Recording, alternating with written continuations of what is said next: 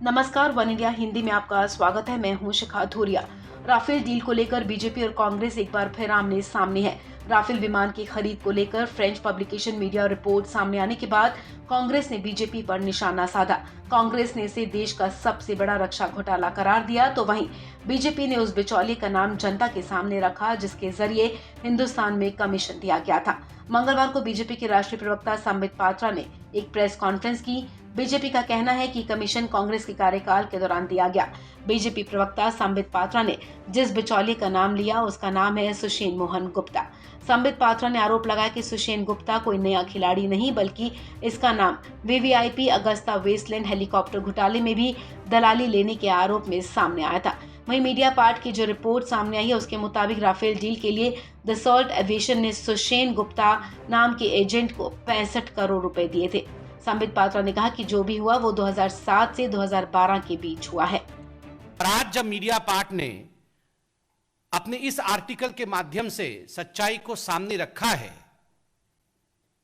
तो दिल दहल जाता है ये जान करके कि जहां तक राफेल का विषय है, ये कमीशन की कहानी थी, बहुत बड़े घोटाले की साजिश थी और यह पूरा मामला 2007 और 2012 के बीच हुआ।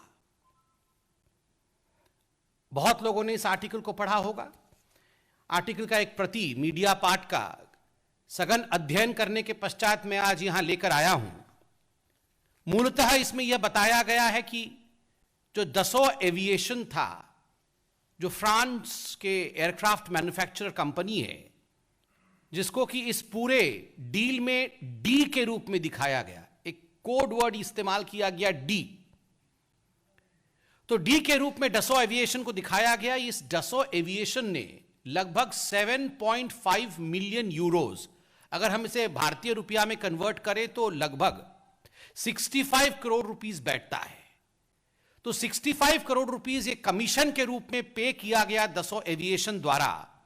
और यह आर्टिकल लिखती है सीक्रेट कमीशन के माध्यम से एक मिडिलमैन को दिया गया है 36 राफेल एयरक्राफ्ट के लिए। और यह पूरा विषय 2007 और 2012 के बीच घटित हो रहा है। इसमें सबसे महत्वपूर्ण विषय है, और आप इस आर्टिकल में देखेंगे तो आर्टिकल में लिखा गया है एटलीस्ट 7.5 मिलियन यूरोज वर पेड। मतलब मिनिमम अमाउंट जो कमीशन का पे किया गया वो 65 करोड़ रुपया है।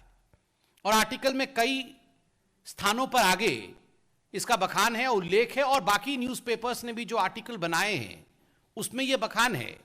इसमें वो कहा गया है कि 11 मिलियन यूरो तक, अर्थात मिनिमम 7.5 मिलियन यूरोज और 11 मिलियन यूरोज तक ये कमीशन दिए गए हैं हिंदुस्तान के अंदर एक मिडिलमैन के माध्यम से, जिस मिडिलमैन का नाम सुषेण गुप्ता है, सुषेण मोहन गुप्ता, SM गुप्ता। आश्चर्य का विषय है कि 2007 और 2012 के बीच में ये जो घोटाला होता है, ये जो कमीशन खोरी होती है, जिसका मिडिलमैन, जिसका दलाल सुषेण गुप्ता होता है, ये सुषेण गुप्ता कोई नया खिलाड़ी नहीं है। ये एक पुराना खिलाड़ी है जो वीवीआईपी चॉपर गेट स्कैम था, जिसको अगुस्ता वेस्टलैंड के नाम से जाना जाता था।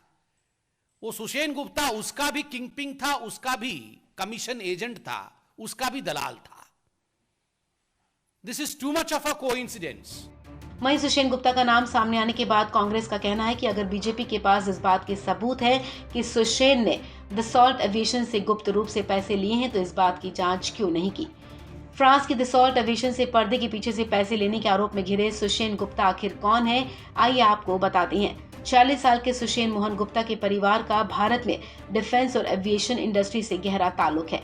उसका पूरा परिवार पुरानी दिल्ली का रहने वाला है। सुषेण को कपड़े का बिजनेस का काम अपने दादा ब्रजमोहन गुप्ता से पुश्तैनी मिला था। बता दें कि सुषेण मोहन गुप्ता के खिलाफ वीवीआईपी हेलीकॉप्टर घोटाले के अलावा एम्ब्रायर जहाज घोटाले को लेकर भी जांच चल रही है और उसके खातों की जांच के दौरान दसॉल्ट कंपनी के अलावा इजरायल की कंपनियों से भी पैसा आने का खुलासा हुआ। सुषेण अपना सारा राज दुबई के एक डिब्बे में छुपा कर रखता था और एक छापेमारी के दौरान ये डिब्बा पकड़ा गया, जिसके बाद वो कानून के शिकंजे में आ गया। सुषेण गुप्ता का दिल्ली के कई इलाकों में ठिकाने बताए जाते हैं। जांच एजेंसियों के मुताबिक उसके पिता की अच्छी खासी जान पहचान थी। इसी जान पहचान को भुनाकर सुषेण दलाली के धंधे में घिर गया और उसने अपने भाई सुशांत को भी कई कंपनियों में सहयोगी बना लिया। जांच एजेंसी के मुताबिक सुषेण ने जहाज के इंजन बनाने वाली प्राइट एंड विटनी की एजेंसी भी ली और धीरे धीरे वो डिफेंस दलाली के धंधे में एक बड़ा नाम बन गया था। साथ ही उसने विदेशों में भी कुछ कंपनी और बैंक खाते खोल दिए। इन्हीं बैंक खातों के जरिए वो दलालों की रकम इधर उधर करता था। सुषेण गुप्ता का नाम वीवीआईपी हेलीकॉप्टर डील में वकील गौतम खैतान और बिजनेसमैन राजीव सक्सेना के साथ भी सामने आया था। ओपी खैतान गौतम खैतान के पिता थे, जो गुप्ता परिवार के पारिवारिक वकील थे। कोर्ट में जो स्टेटमेंट सुषेण गुप्ता ने दिया, उसके मुताबिक राजीव सक्सेना से उसकी जान पहचान ओपी खैतान ने करवाई थी। गौतम खैतान, सुषेण गुप्ता और Rajiv Saxena Agusta Westland helicopter deal के दौरान गिरफ्तार भी हुए थे। हालांकि बाद में सुषेण को दिल्ली की कोर्ट ने शर्तों के आधार पर जमानत दे दी थी, लेकिन मीडिया पार्ट की रिपोर्ट सामने आने के बाद एक बार फिर से सुषेण का नाम चर्चा में आ गया है। इस खबर में फिलहाल इतना ही। तमाम अपडेट्स के लिए आप बने रहें वन इंडिया हिंदी के साथ।